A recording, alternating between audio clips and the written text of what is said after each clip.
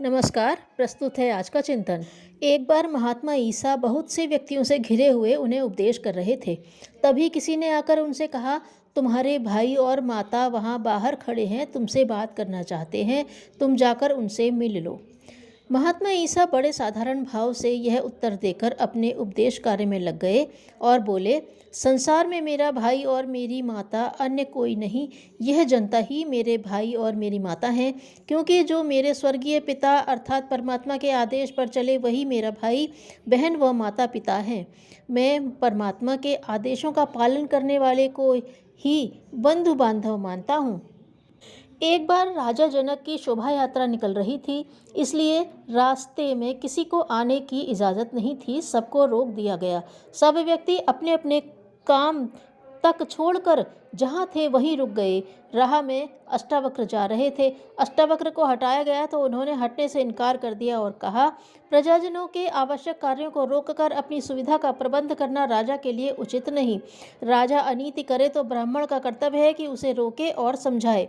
सो आप राजाधिकारी गण राजा तक मेरा संदेश पहुँचाएं और कहें कि अष्टावक्र ने गलत आदेश मानने से इनकार कर दिया है, वे हटेंगे नहीं और राजपथ पर ही चलेंगे।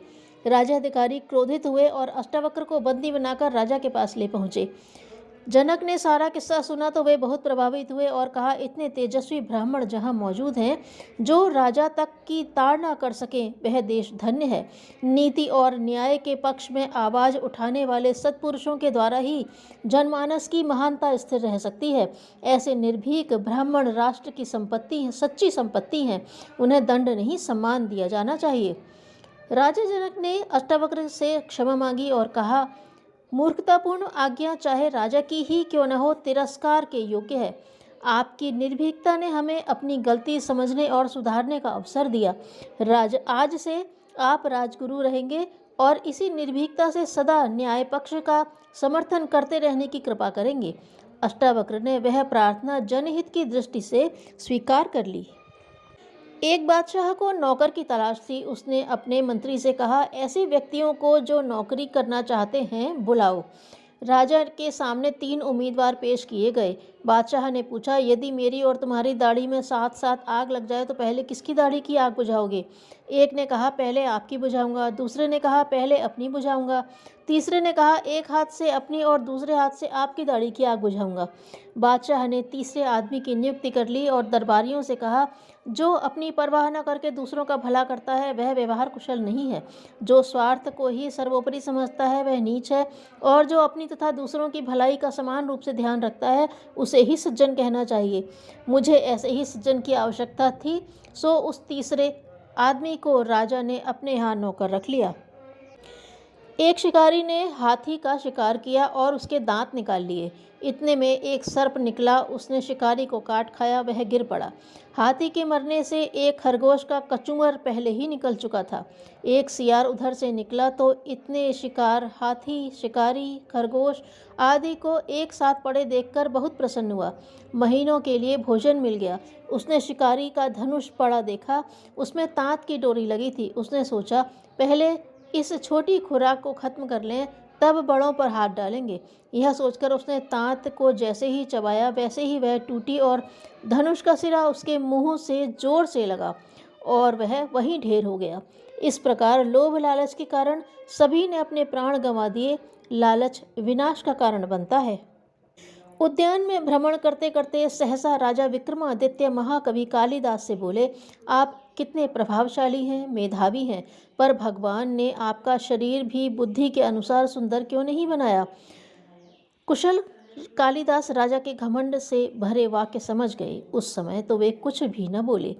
राजमहल में आकर उन्होंने 2 पात्र मंगवाए, एक मिट्टी का और एक सोने का। दोनों में जल भर दिया गया। कुछ देर बाद कालिदास ने विक्रमादित्य से पूछा, राजन, किस पात्र का जल अधिक शीतल है? मिट्टी के पात्र का, विक्रमादित्य ने उत्तर दिया। तब मुस्कुराते हुए कालिदास बोले, जिस प्रकार शीतलता पात्र के बाहरी आधार पर निर्भर नहीं है, उसी प्रकार प्रतिभा भी शरीर की आकृति पर निर्भर नहीं है। विद्वता और महानता का संबंध शरीर से नहीं, आत्मा से है। वन विहार के लिए वासुदेव, बलदेव और सात्यकी अपने घोड़ों पर चढ़कर निकले। रास्ता भटक जाने से वे सघन वन में जा फंसे। उन्होंने रात्रि एक पेड़ के नीचे बिताने का संकल्प किया। घोड़े बांध दिए गए। तीनों ने एक एक प्रहर पहरा देने की निश्चय किया ताकि सुरक्षा होती रहे और दो साथी सोते रह सकें। पहली पारी सात्विकी की थी। वे जगे, दो सो गए। इतने में पेड़ पर से पिशाच उतरा और लड़ने के लिए ललकारने लगा। सात्विकी ने उसके कटु वचनों का वैसा ही उत्तर दिया और घूंसे का जवाब लात से देते रहे। सात्विकी को कई जगह चोट लगी, पर उस समय साथियों से उस प्रसंग की चर्चा न कर सो जाना ही उचित समझा। अब बलदेव के जागने की बारी थी। पिशाच ने उन्हें भी चुनौती दी। जवाब में वैसे ही गर्मा-गर्म उत्तर मिले। प्रेत का आकार और बल पहले की तरह बढ़ता रहा और बलदेव की बुरी तरह दुर्गति हुई। तीसरी पारी वासुदेव की आई। उन्हें भी चुनौती मिली। वे हंसते हुए लड़ते रहे और कहते रहे, बड़े मजेदार आदमी हो तुम। नींद और आलस्य से बचने के लिए मित्र जैसा माखौल कर रहे हो।